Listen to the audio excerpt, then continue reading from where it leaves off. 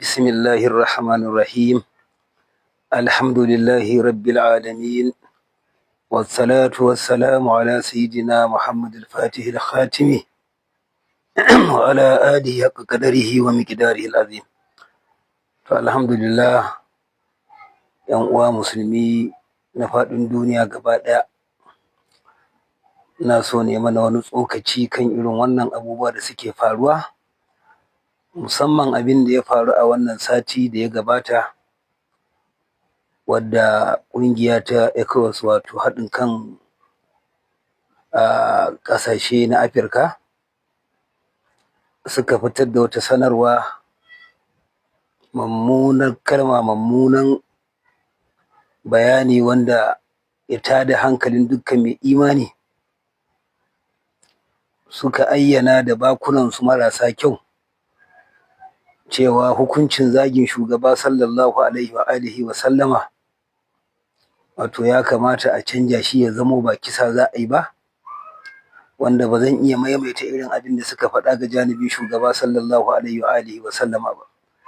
To abin da nake kira ga ‘yan uwa musulmi na duniya duka, wajibin kowane musulmi ne da ke kalmar la ilaha illallah Muhammadu Rasulullahi sallallahu alaihi wa sallam ya la'anci wannan ƙuduri nasu, kuma la'anta ba ta tsaya iya zuciya ba, ya bayyana ta a duniya kowa ya ji, kowa ya sani cewa ya bar'anta da wannan kafirci nasu. Domin taɓa annabi Muhammadu sallallahu alaihi wa alihi wa sallama rushe musulunci ne gaba ɗayansa.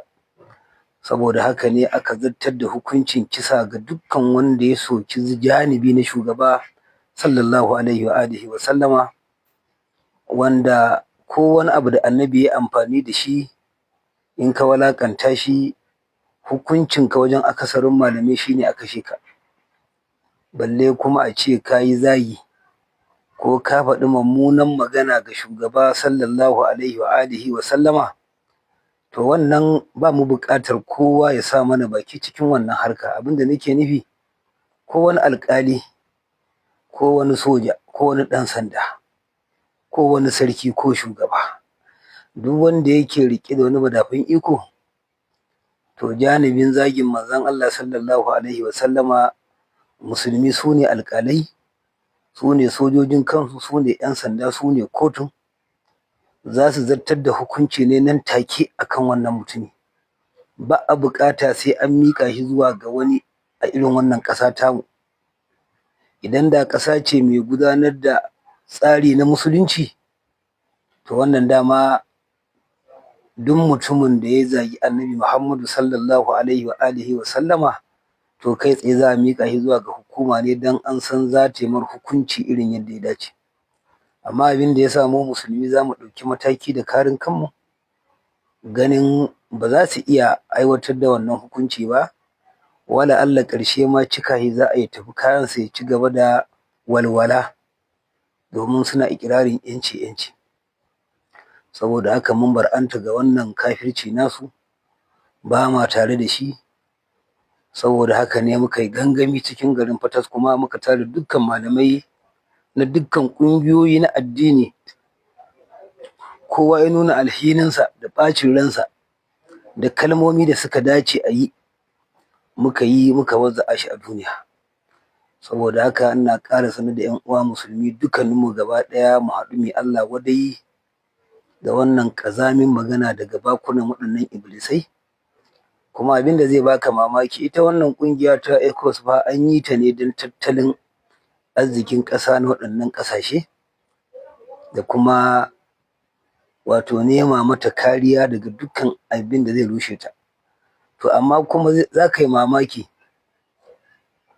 ɓangaren abubuwan da aka sa su yi gashi can, to menene ya haɗa su da annabi Muhammadu sallallahu alaihi wa sallama har su ɗauko wannan kalma su faɗe ta in ba tsokalan musulmi ba?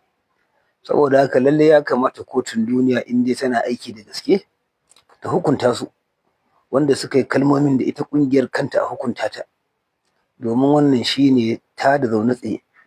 Babu wani musulmi da zai amince da taɓa annabi Muhammadu sallallahu alaihi wa alihi wa sallama, kuma ko yaya musulmin yake, ko mun lalacewarsa, in kana so ka ga imaninsa, da ƙarfin imaninsu da himmarsa to ka taɓa annabi Muhammadu sallallahu alaihi wasallama, a nan ne mutum zai gane kuransa, zai san lalle musulmi suna nan tare da annabi Muhammadu sallallahu alaihi wasallama. A ƙarshe ina ƙara kira ga dukkan musulmi ne Allah wadai da waɗannan iblisan mutane, Allah tabaraka wa ta'ala ka la'ance su. Sannan shugabanninmu na Najeriya su fito su bar'anta da wannan abin da wuri, in ko ba haka ba za su gane kuransu daga wajen ƙuri'unsu da suke nema. Domin za mu din mai yiwuwa duk mutumin da bai fito ya bar'anta ga wannan magana ta ECOWAS ba, to zai gane kuransa, musamman in mai buƙatar ya tsaya wani matsayi ne na takara, tun daga kansila har zuwa kan shugaban ƙasa. Mun bar'anta da su in dai ba za su kare wannan janibi na shugaba sallallahu alaihi wa sallama ba. Wassalamu alaikum wa rahmatullahi ta'ala wa barakatuh.